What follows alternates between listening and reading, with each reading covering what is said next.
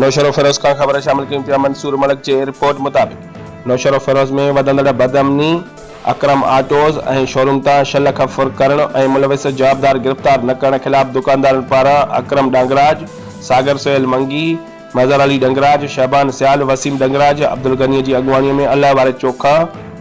SSP office जे main gate आॾो धरणो हयो वियो। उन मौके ते अॻवाणन चयो त कुझु ॾींहं अॻु शाम जे वक़्तु नोशहरोफिरोज जे अलाह वारे चौक भरिसां मिठियाणी लिंक रोड ते वाक़िअ